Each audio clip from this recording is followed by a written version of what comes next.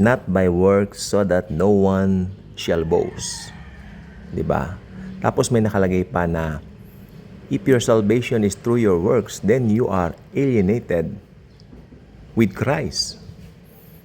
Kung ang kaligtasan mo pala ay sa pamamagitan ng iyong mga gawa, ikaw ay hiwalay kay Kristo. Hindi po nabibigyan ng pansin yan sa karamihang mga simbahan ngayon. Bakit po ako agad nag-vlog nito? Actually, hindi po ako gagawa ng pagmamarites sa inyo. Pero meron po, hindi nyo naman kilala itong mga kakilala ko. So it's okay to define them as a subject or siguro example for us to learn some lessons from their experience, kung ano man yung mga kanilang mga ginagawa sa ngayon na ito nga pong sasabihin ko po sa inyo. It was being posted here on FB na nakakalungkot sapagkat ang mga taong ito ay malapit din sa puso ko. Sila po ay magkakasama sa isang iglesia o sa isang church na samahan. Actually, it's an institution where I'm already out. I consider myself out of that system. Pero sila, nandun pa rin po sila. Okay, so ito po ang nangyari. Ito po ang nakababahalang post nung, bali, tita ko na po ito. Bali, tinatawag po namin, hi tita, ganon. Bali, kasama rin po namin sa work, sa lupa, no? Sa pag-aahente. Nakakalungkot.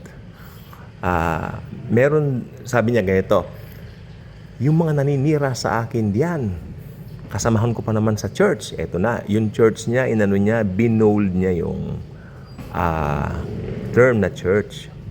Kasamahan ko pa naman sa church, sinisiraan ako. Eto po yung nakakabahala. Huwag na kayong mag-church. Total, ang sasama naman ng ugali niyo.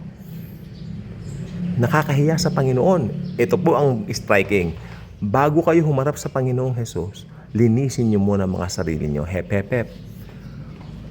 I don't want to comment on that dahil nasa kalagitnaan siya ng emotions niya. So I hope one time makita ko siya ng personal. Mas maganda sabihin sa personal, wag dito sa social media. Please do not make patol to those social media posts may kinalaman sa pananampalataya. Dahil mag-create yan ng away. Yung comment section ninyo, yung comment box ninyo, alalahanin ninyo, mapupuno po yan. Hindi maganda yung mga nandidiyan. Kasi ang isang mangangaral ng Diyos ay bilib hindi pala away. Ang mga nangangaral, hindi pala away. Passive dapat tayo. Hayaan na lang po natin sila. Pag-pray na lang natin. Wala akong hilig sa debate. Ako po yung taong ganon. May mga ilang nagsasabi dito ng mga pangit sa akin. Okay, fine. Thank you. Bye-bye. Diba? Wala sa akin yan. Hindi tayo dapat pala away. Nakaka-high blood yan. Halaka. Diba? So ito po kasi nangyari. Pero ang striking, maglinis muna kayo ng inyong mga sarili bago kayo humarap sa Panginoong Jesus. Wow. Ito po nakakabahala nito. Yung works niya ang pinagmamalaki niya. Di po ba? Yung works nila ang pinagmamalaki nila. Actually, ayan po yung turo dun sa simbahan na yan. Where we were being invited there, na ginutom kami, ito po yun. Ito po yun. Ginutom kami, alauna, hindi pa nagpapakain. Tawa ko ng tawa. Pero ngayon, merong mga serious matters na hindi nila alam yung true gospel. It's so sad. Tapos yung tumatayong ministro dito, yung parang pastor nila. Uncle, nawawala bang kaligtasan? Sabi ko. No, wala. Agad siyang nagpanik. Uncle, relax lang yung puso mo ako. Tapos tinanong ko siya, ilang kasalanan po man dapat kong makumit bago mawala ang kaligtasan ko? Napatigil siya. Nagkukutinting siya ng bisikleta niya noon, bike. Natagilan siya. Ay, basta, mawawala. Kanyang ganun lang sa akin. Pwede bang sagot yung ganon? Tatanggapin mo yung sagot na ganon? Ay, basta nawawala. Kasi wala silang maipaliwanag na mas magandang paliwanag mula sa Biblia. Kaya, ay, nawawala ka lang nila. Based on feelings po sila mostly. Makinig po kayong mabuti. Pasok na po tayo dito sa ating Bible study. Nung Old Covenant, bakit nga po ba nagkaroon ng Old Covenant? Sapagkat ang mga Israelita, during that time, humingi po sila ng batas. Bigyan mo kami ng batas, Moises, at gagawin namin ang mga alituntunin, susundin namin ang mga gusto ng Panginoon. Fine. masunurin po ang Panginoon, pinagbigyan sila. Guess what? Unang commandment, doon na, huwag kayong gagawa ng anumang larawan na bla bla bla, no, mga ganon. Nalabag. Kaya pagbaba ni Moises from Mount Sinai, kitang-kita niya yung kalapastangan ng ginagawa nila. Gumawa sila ng guyang ginto, at guess who? Kung sino gumawa ng guyang ginto? Si Aaron, na kapatid pa naman ni Moises. Okay? Dahil wala naman siya magawa. Kukuyugin siya ng mga tao, if not make them some gods according to their liking or according to their request to him. Dahil alam nila si Aaron magaling gumawa. Sabi nilang ni Aaron, sige, may mga alahas kayo na nakuha natin sa Ehipto, tubugin natin at i-convert natin sa isang guya. Okay, ang gusto nila. Dinatnan ni Moises yan, sinasamba nila yon. Yung 2 tablets of the very first copies of 10 Commandments were being destroyed by Moses dahil ito ay binasag niya sa harapan nila. At 3,000 agad ang namatay doon. See, yun po ang law. Ang law, makinig pong mabuti, ang law, utos ng Diyos na kailangan sundin ng tao. Again, law, utos ng Diyos na matuwid, kailangan sundin ng tao na hindi matuwid. Imposible po yun, mahirap yun.